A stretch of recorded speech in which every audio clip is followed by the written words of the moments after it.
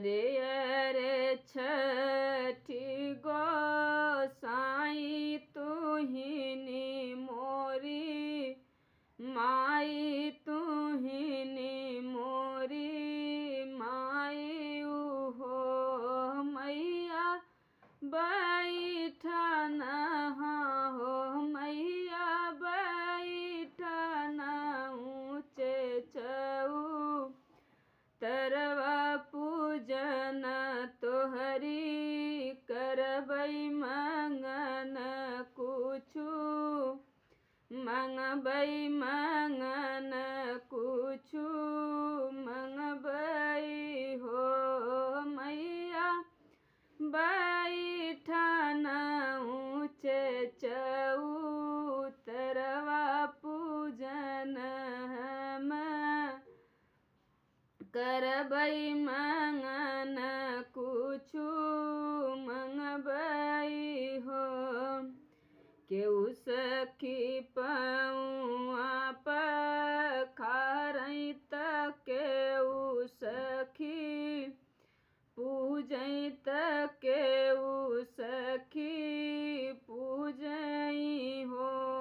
बहिनी बजिनी जेठड़की नरवा नयन आंसू ढूरै नयन आंसू ढूरै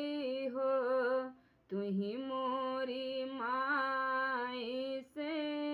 माई त छठी गो साई त छठी गो साई हो मैया कामन करमवा से चूके ललन नाही देखे ललन नाही देखे हो मैया कामन करमवा से चूके ललन नाही देखे ललन नाही देखे हो। भूखल ब्राह्मण लवटायु कुकुर के भगायु कुकुर भगायु हो रानी दाना चुनत तू चिरैया उही के तू भगायु ललन नाही पायु ललन नाही पायु हो बाजनी दाना चुनत चिरई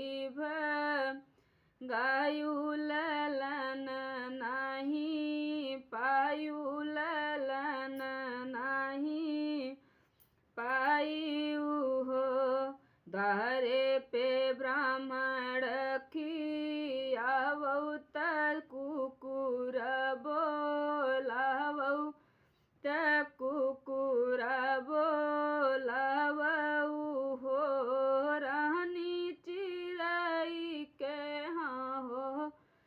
रानी चिरई के जियरा जुड़वौ ललन तोहरे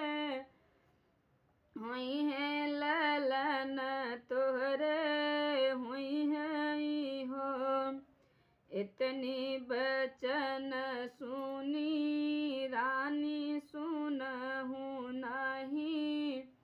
पाई सुनहु नहीं पाइनी हो बहिनी द्वारे पे हाँ हो बहिनी द्वारे भंडार करवामै त ब्राह्मण जी मामै त ब्राह्मण जी मामै हो। कुकुरा के बोला